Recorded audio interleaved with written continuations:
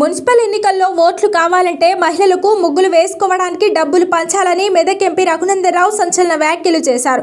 నర్సాపూర్ పట్టణంలో గురువారం నిర్వహించిన మున్సిపల్ సన్నాహక సమావేశానికి ముఖ్య అతిథిగా హాజరైన రఘునందన్ రావు కౌన్సిలర్ అభ్యర్థులకు పైసలు పంచండి సూచించారు. ఎన్నికల్లో ఓట్లు రావాలంటే పైసలు పంచండి.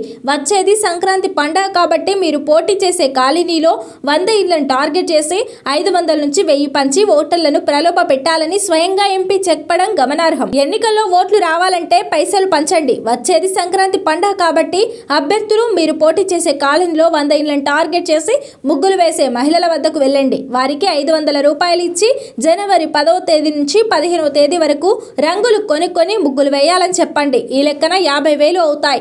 ఎన్నికల ముందు రోజు రాత్రి పంచే డబ్బులంతా కూడా కావు అని ఎంపీ చెప్పడంతో అక్కడున్న వారంతా అవాక్కయ్యారు. మహిళలకు డబ్బులు పంచాక ఓ కండిషన్ పెట్టండి. ఇంటి ముందు వేసే ముగ్గులో ఓ కమలం పువ్వు వేసేలా చూడాలని వారికి చెప్పండి.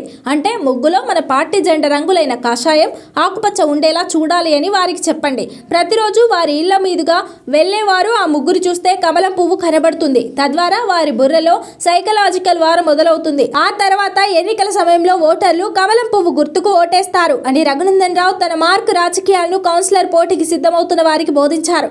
అంతేకాదు, ఇంకా ఓటర్ల పైన ప్రేమ ఉంటే రంగులకు 500 రూపాయలకు బదులు 1000 రూపాయలు పంచాలని ఆయన సలహా ఇచ్చారు. ఎంపీ మాటలు విన్న బీజేపీ నాయకులు ఇదేంటి పైసలు పంచాలని ఓపెన్ గా చెప్పేస్తున్నాడు అని ఒకంత ఆశ్చర్యానికి గురయ్యారు. తాయిలాలకు లొంగి ఓటు వేయొద్దని చెప్పే ఓ ప్రజాప్రతినిధి ఇలా చెప్పడం ఏంటని పలువురు గుసగుసలాడుకుంటున్నారు. ఈ సమావేశంలో బీజేపీ రాష్ట్ర కార్యవర్గ సభ్యులు మురళీ యాదవ్, బీజేపీ జిల్లా అధ్యక్షుడు మల్లేష్ గౌడ్, మాజీ కౌన్సిలర్లు తదితరులు పాల్గొన్నారు.